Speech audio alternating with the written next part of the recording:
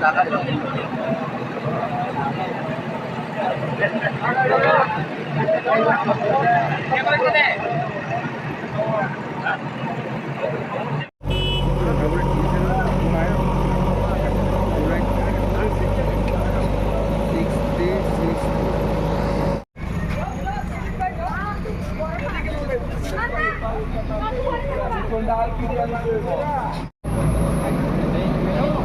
হয়েছে ঘটনাটা?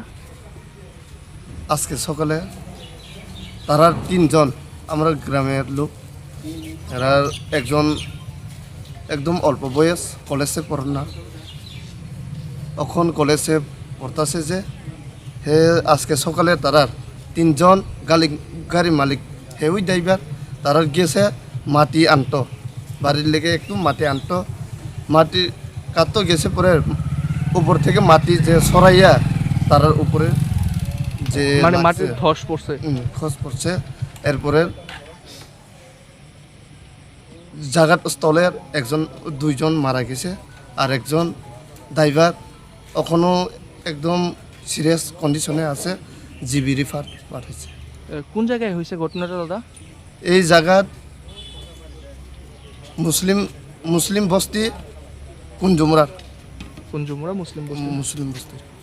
পরবর্তীতে কি মানে আপনার এলাকাবাসীরা নিয়ে আইছেন নাকি ফায়ার সার্ভিস গিয়েছে? ফায়ার সার্ভিস না, প্রথম আমরা যা পারে এলাকাবাসীর খবর পাইছে, পরে এলাকাবাসীর সহযোগিতা কারণের যে ড্রাইভারটি বাসতে এখন যে বাসে এদির একদম আমরা যে গ্রামে খবর যে সময় শুনছে লগ গেছে। এরপরে ধরেন 15-20 মিনিট পরে অ্যাম্বুলেন্স আর এদি ফায়ার সার্ভিস গেছে।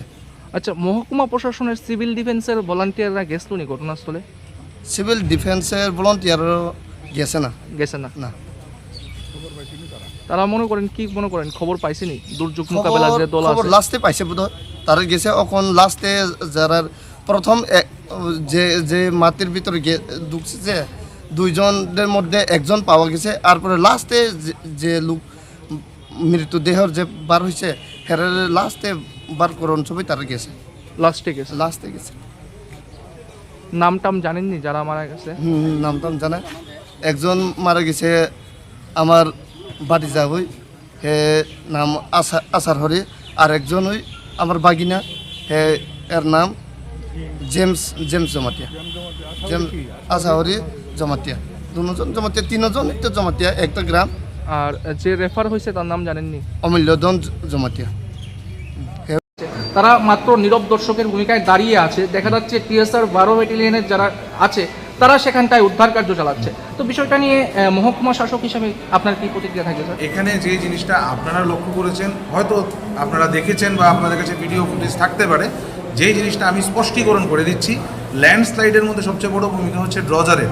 তো ড্রজার আমরা ইমিডিয়েটলি জোগাড় করতে পেরেছি, এবং ড্রজার আসা পর্যন্ত ওরা এখানেই ছিল, দাঁড়িয়েছিল, কারণ ড্রজারটা আসার পরেই তারা উদ্ধার কার্যটা শুরু করতে পারবে। কাজেই আমার মনে হয় যে এটা স্পষ্টীকরণ হওয়া দরকার, দাঁড়িয়ে ছিল না, এটার জন্য অপেক্ষা করছিল, যেই ড্রজারটা এসেছে সঙ্গে সঙ্গেই তারা উদ্ধার কার্যে লেগে গেছে।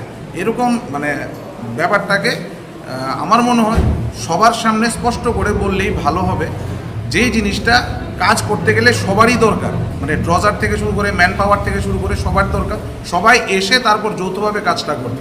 ড্রজার আসা অপেক্ষা ওইখানে আসা পর্যন্ত তারা ওইখানে দাঁড়িয়েছিল, কারণ ওদেরকে যে ইনস্ট্রাকশন দেওয়া হয়েছে যে তোমরা ইমিডিয়েটলি স্পটে পৌঁছাও। স্পটে যখন তারা দেখেছে যে বুঝেছে যে ড্রজারের প্রয়োজনীয়তা আছে, ড্রজারকে খবর দেওয়া হয়েছে, ড্রজার আসা পর্যন্ত তারা ওইখানে দাঁড়িয়েছিল। এই হচ্ছে ব্যাপার, আর অন্য কোনো ব্যাপার। খবর পাইছি যে এখানে একটা ল্যান্ডস্লাইড হয়েছে, ল্যান্ডস্লাইডে মাটি সেগুলো কয়েকটা লোক চাপা পড়ে হয়েছে। সঙ্গে সঙ্গে আমাদের গাড়ি আসে, আসার পরে আমরা দেখতে পাই মাটির নিচে অলরেডি 3 জন লোক চাপা পড়ে আছে। একজন ড্রাইভার, ওনাকে আমরা আসার সঙ্গে সঙ্গে ওরা পাবলিকে নিয়ে চলে গেছে, আর একজনকে আমরা রেস্কিউ করে নিচ্ছি, রেস্কিউ করে আমরা হসপিটালে পৌঁছেছি, আর একজনকে টিএসআর সবাই মিলে আমরা মাটি থেকে উদ্ধার করে ওনাকে হসপিটালে পাঠিয়েছি। তাদের অবস্থা কীরকম? তাদের অবস্থা আশঙ্কাজনকে, এখন ঠিক বলতে পারছি না কেমন আছে। একজন মনে হয় জীবিত আছে বলে মনে হয়, ড্রাইভার, আর বাকিদের রাস্তা এখন ঠিক করা যাচ্ছে।